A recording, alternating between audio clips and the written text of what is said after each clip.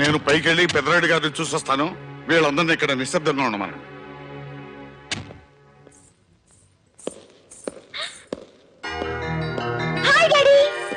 Hi baby. Daddy బాగున్నారా? బాగున్నానమ్మా. అందరూ ఎలా ఉన్నారు?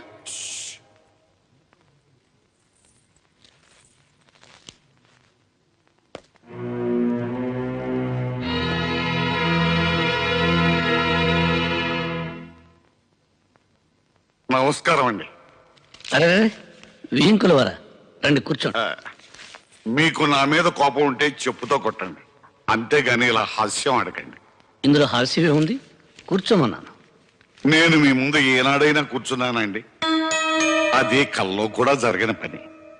మీరు కూర్చోకపోతే నేను లేస్తాను. అరే మీరు లేవటం ఎందుకండి? పర్లేదు. వ్యాపారం ఎలా జరుగుతుంది? మీ దయ వల్ల బాగానే ఉంది. ఇందులో మా దయే ఉందండి, అంతా భగవంతుని దయ. అమ్మమ్మమ్మ అలా అనకండి. ఆ రోజుల్లో మీ తాతగారు, మీ నాన్నగారు, ఆ తర్వాత మీరు మా వెనకుండా నడిపించబట్టే ఈ రోజున మాకింత ఆస్తి ఫ్యాక్టరీలో ఉన్నాయి. ఇవాళ మా కుటుంబం ఇంత పచ్చగా ఉంది అంటే మీరు పెట్టిన భిక్ష కదండి. ఫ్లైట్ 8 గంటలకి 9:30 సార్. బోర్డింగ్ బస్ తీసుకున్నారా? సురేష్ వెళ్ళాడు సార్. ఢిల్లీలో మీరు దిగ్గానే మిమ్మల్ని రిసీవ్ చేసుకోవడానికి కిషోర్ వస్తాడు సార్. గుడ్. నమస్కారం అండి. ఏం కావాలి? మా అబ్బాయి ఇంజనీరింగ్ సీట్. సెక్రటరీ, ఆ వివరాలన్నీ నోట్ చేసుకుని ఎడ్యుకేషన్ మినిస్టర్ గారితో చెప్పి ఆ పని ఎలా చూడండి. Sir 18th function. Sorry, out of station చెప్పారు కదా, ఆ టైం ఏంది వస్తా. నమస్తే సార్.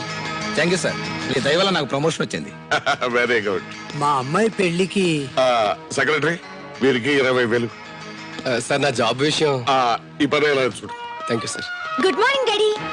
Good morning baby. అమ్మా జాగింగ్ వెళ్ళలేదా? లేదు డాడీ, నా ఫ్రెండ్ ఇంటికి వెళ్ళొస్తున్నాను. Very good. నువ్వు వెళ్ళి టిఫిన్ చేయమ్మా. మీ డాడీకి అర్జెంట్ పని ఉంది, వెళ్తా. అలాగే. ఈ ఊరు పక్కనే ఫ్యాక్టరీ కట్టడానికి స్థలం ఉందంటే చూడడానికి వచ్చాను. ఎలాగో ఇంత దూరం వచ్చాను కదా, మిమ్మల్ని కూడా చూసి వెళ్దామని వచ్చాను. వస్తానండి. అలాగే, అమ్మాయితో మాట్లాడి వెళ్ళండి. లేదండి, కొంచెం అర్జెంట్ పని ఉంది. అదేంటండి, ఇంత దూరం వచ్చి కనీసం కన్న కూతురు ఎలా ఉందో అడగకుండా వెళతారా? అందులో నువ్వు అమ్మాయి ఒట్టి మనిషి కూడా కాదు. నా బిడ్డను ఇంటి కోడలుగా చేసిన తర్వాత ఎలా ఉంది అని అడగటం దేవుని ముందు పువ్వు పెట్టి ఆ భక్తుడు దాని యోగక్షేమాల గురించి అడిగినట్టు ఉంటుంది. నాకు సెలవు ఇప్పించండి. వెళ్ళరండి. వస్తాను.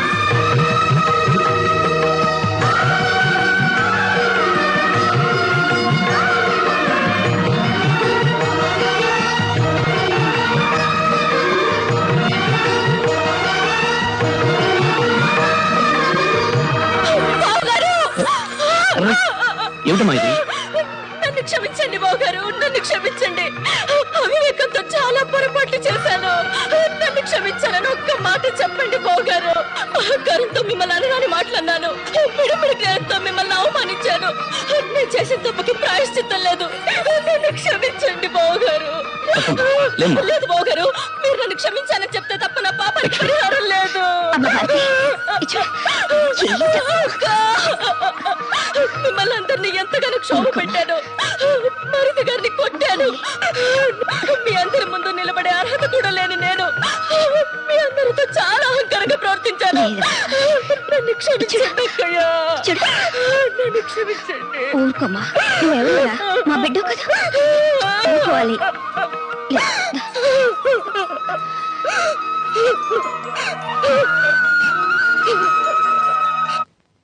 ఎవరి మీద అభండాలు వేస్తున్నావు? పుట్టి బుద్ధరిగిన దగ్గర నుంచి అది ఎలాంటి వంశమో మా అందరికీ తెలుసు. వాళ్ళు పరాయి స్త్రీ వైపు కన్నెత్తి కూడా చూడరు. ఆ విషయం అప్పుడే పై చేసిన కన్నెపిల్ల దగ్గర నుంచి కాటికెళ్లే ముసలమ్మ వరకు తెలుసు. నువ్వు ఎక్కడి నుంచో వచ్చి వాళ్ళ మీద నిందలు వేస్తే ఇక్కడ ఎవరు నమ్మరు. అయ్యో, నన్ను నమ్మండి. ప్రమాణ పూర్తిగా నేను చెప్పేదంతా నిజమే. ఆపై నాటకాలు ఇంకొక మాట పెదరాడి గారి కుటుంబం గురించి మాట్లాడేవో చేసిందంతా చేసి మీరా? ఏంటమ్మా ఏమైంది? పెద్దరాయుడు గారి తమ్ముడు రాజా నన్ను చరిచాడు. ఆ విషయం వీళ్ళకి చెప్తుంటే ఎవరు నమ్మడం లేదు. అయిపోయిందా? ఆ రోజు నేను చూసింది ఈ రోజు వర్కౌట్ అయిందన్నమాట. ఏవయ్యా, ఏంటి అలా చూస్తారు? ఒక ఆడకూతురు నడు రోడ్డు మీద ఏడుస్తుంటే మీకు పాపం అనిపించగలరా? పెద్దనాయుడు గారి కుటుంబానికి ఒక న్యాయం, మిగతా వాళ్ళ కుటుంబానికి వేరే న్యాయమా? పెద్దనాయుడు గారి కొమ్ములు వెళ్తున్నాయా? ఏం నీకంటే పొడుచుకొచ్చింది? పెద్దనాయుడు గారు మాకు బంధువే. బంధువు అయితే మాత్రం ఇటు వచ్చి మాట్లాడతా. పోతాను. నమస్కారం సార్. ఏయ్, ఇది ఇవాళ పెదరాయుడు గారి తమ్ముడి మీద నిందేసింది. రేపు పెదరాయుడు గారి మీద నింద ఏదైనా నమ్మకం ఏంటి? దీని ముక్కు చెవులు కోసేద్దాం. తీవ్ర కత్తి. ఏయ్, ఆగిపోతుంది. పట్టుకోండి దాన్ని. పట్టుకోండి. ఆగండ్రా. అందరూ జాగ్రత్తగా వినండి.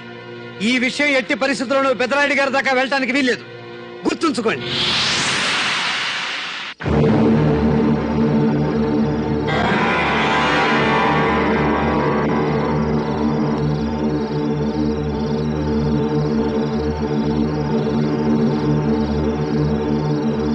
ఈ రోజు రాజాబాబు మీద నిందేయడానికి తెగించింది. రేపు ఎంతకైనా తెగిస్తుందని ఊరి నుంచి తరిమేయాలనుకున్నామయ్యా. ముక్కు మొహం తెలియని టీచర్ అమ్మ వల్ల నిప్పులాంటి మీ వంశానికి మచ్చ రాకూడదనే అలా చేసామండి అయ్యా. కానీ ఇంత పని చేస్తుందని అనుకోలేదు. నిజాన్ని నా దగ్గర దాచడానికి ప్రయత్నించి మీరు చాలా పెద్ద తప్పు చేశారు. ఒక నిండు ప్రాణం పోవడానికి కారణమయ్యారు.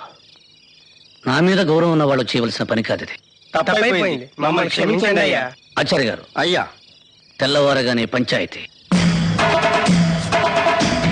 పెద్దరాయుడు గారు ఇన్నాళ్ళు ఇచ్చిన తీర్పు ఒక ఎత్తు, ఇప్పుడు ఇచ్చే తీర్పు ఒక ఎత్తు. అవునవును, మరి సొంత తమ్ముడు గొడవ కదా.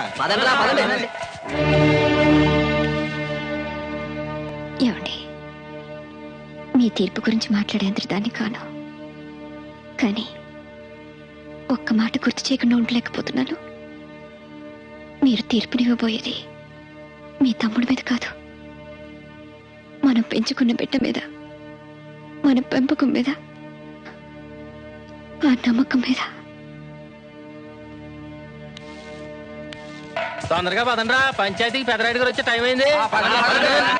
భార్యగా మనసు పంచుకున్న నాకంటే అన్నగా రక్తం పంచుకున్న మీకే మీ తమ్ముడి మంచితనం గురించి బాగా తెలుసు. అంతకు మించి చెప్పడానికి నాకు వయసు చాలదు, అర్హత లేదు. ఇయ్యాలేం తీర్పు చెప్తాడో చూడాలా. బంధువా పరాయుడని చూసి తిరుపు చెప్పే వాడు పెదరాయుడు వంశంలో లేదురా.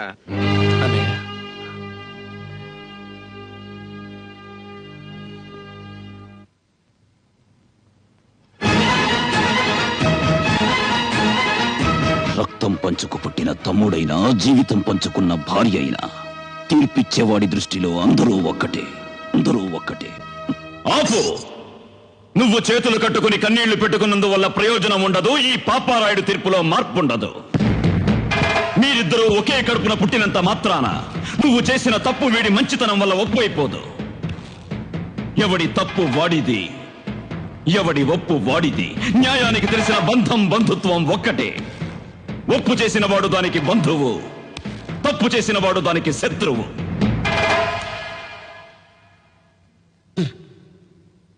నా దృష్టిలో ఒక్కసారి తప్పు చేసిన వాడిని క్షమించడం, మరోసారి తప్పు చేయడానికి వాడికి అవకాశం ఇవ్వడం. అంతే కదా ఆచార్య గారు? అయ్యా, 100కి 100 అంతే. శభాష్. రేపు పంచాయతీలో కలుద్దాం. ఇక మీరు బయలుదేరచ్చు. రాయుడు గారు, తమరు మరొక్కసారి. నా గురించి మీ అందరికీ బాగా తెలుసు. ఈ రాయుడు చెప్పిందే చేస్తాడు, చేసేదే చెప్తాడు. అది కాదు రాయుడు గారు.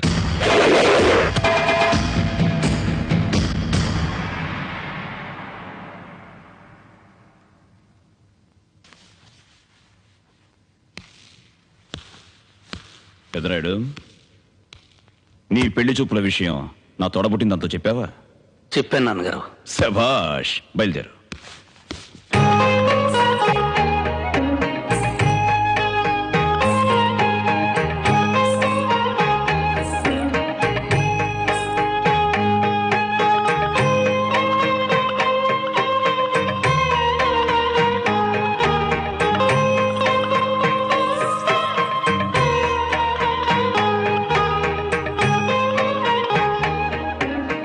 ఏం చెల్లెమ్మా, అమ్మాయి ఎలా ఉంది?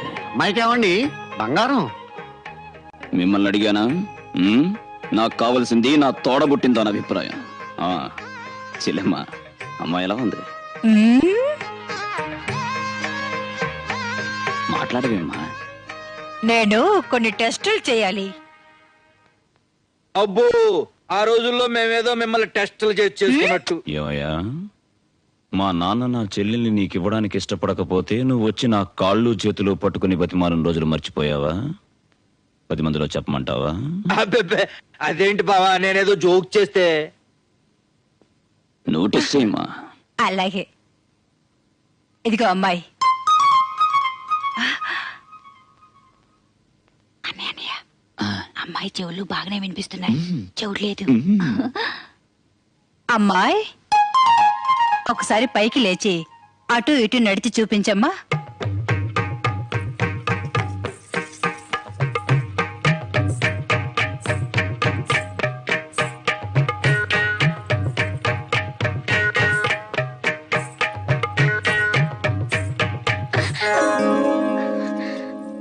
ఇక చాలే అమ్మా, కూర్చో.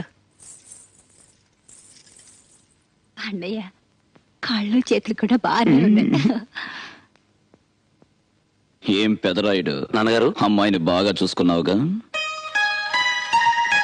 నచ్చిందా? నాకు నచ్చడమే ఉంది నాన్నగారు. మీకు అత్తయ్యకు నచ్చితే చాలు. శభాష్.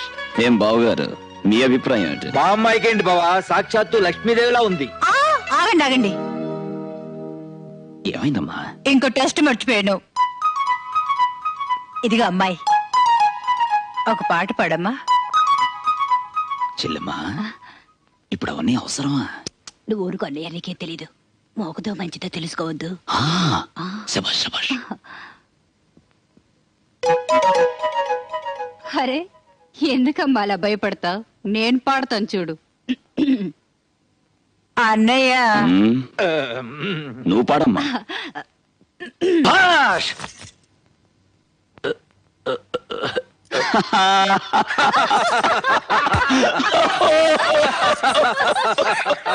శభాష్.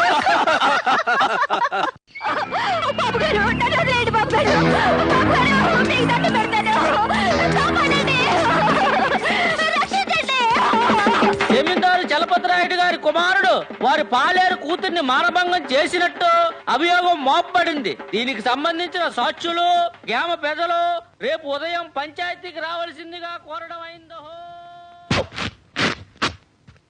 దండాలండి అయ్యా. ఏ ఊరు? సీతానగరం అండి. పెద్ద చెరువు గండిపడి పాలెం పాలెం కొట్టుకుపోయిందంటండి. ఓహో, ఆ ఊరికి సరిపడగా ధాన్యం తోలించి 10,000 ఇచ్చి పంపించాను. మార్టే నుండి వచ్చానండి అయ్యా. ధర్మసత్రం పెట్టి అన్నదానం చేస్తున్నారండి. ఆహా, ఓ 200 బస్తాలు పంపించాను. అలాగేనండి. ఉంటానండి. పేరవాసం నుండి వచ్చారండి అయ్యా. అనాథాశ్రమం పెట్టి 400 మంది పిల్లల దాకా పోషిస్తున్నారండి. శభాష్, 1000 బస్తాలు పంపించండి. వెయ్యా? మహారాజు సల్లంగా ఉండాలి. కాసేపు వాళ్ళ అలాగేనండి. రే పెదరాయుడు, నాన్నగారు, నా తోడబుట్టింది వస్తోందిరా. కూర్చోడానికి మంచం వేయించు. రామ్మా రా. ఎందుకమ్మా ఈ ఎండలో పడి పొలం దాకా వచ్చావు? ఇంటికి వచ్చి ఉండొచ్చు కదా. అది చెప్పమ్మా. రేపు పంచాయతీ. తెలుసమ్మా. అక్కడ దోషిగా నిలబడిపోయేవాడు నా కొడుకు. అది కూడా తెలుసమ్మా. అన్నయ్య, నువ్వు నన్ను జమీందారుల కుటుంబంలో ఇచ్చావు. రేపు నువ్వివ్వబోయే తీర్పు మీద ఆ వంశం పరువు మర్యాదలు ఆధారపడి ఉన్నాయి. ఏదో చిన్నతనం వల్ల తెలియక నా కొడుకు పొరపాటే చేశాడు. నువ్వు పెద్ద మనసు పెట్టి వాడిని క్షమిస్తే.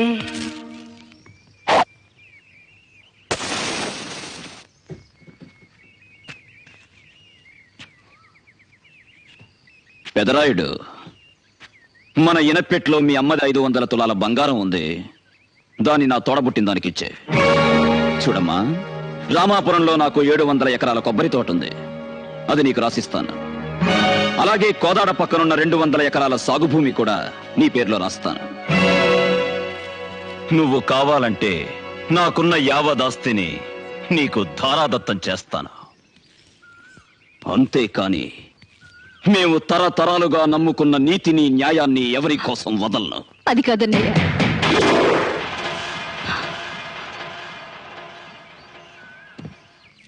నీ రక్తం పొంచుకు పుట్టిన దాన్ని. నీతి నిజాయితీ నీకు 2 కళ్ళని నాకు తెలుసు.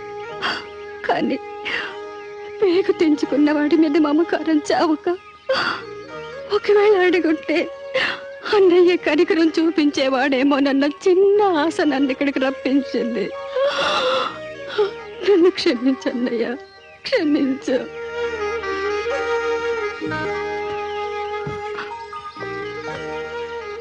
బాధపడుతున్నావా అత్తయ్య? లేదు బాబు, గర్వపడుతున్నాను. ప్రతి ఆడది తెల్లవచ్చు, కానీ కొంతమంది అదృష్టవంతులకు మాత్రమే ఇలాంటి అన్నయ్యకు చెల్లెలయ్యే భాగ్యం లభిస్తుంది. వస్తాను బాబు.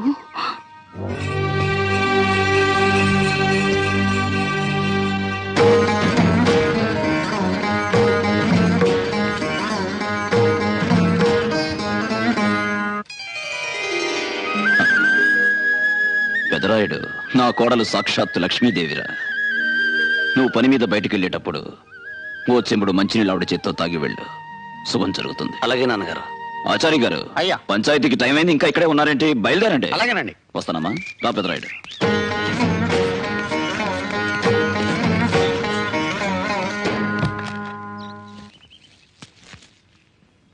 వాళ్ళు జాగ్రత్త అమ్మా. మీరు వెళ్ళరండి మావయ్య గారు, బిడ్డలు నేను జాగ్రత్తగా చూసుకుంటాను. శభాష్, చాలా సంతోషం అమ్మా. మరుదుల్ని చూసుకుంటాను అనకుండా బిడ్డల్ని చూసుకుంటానన్నావే, నాకు చాలమ్మా. పెదరాయుడు, పోనీ.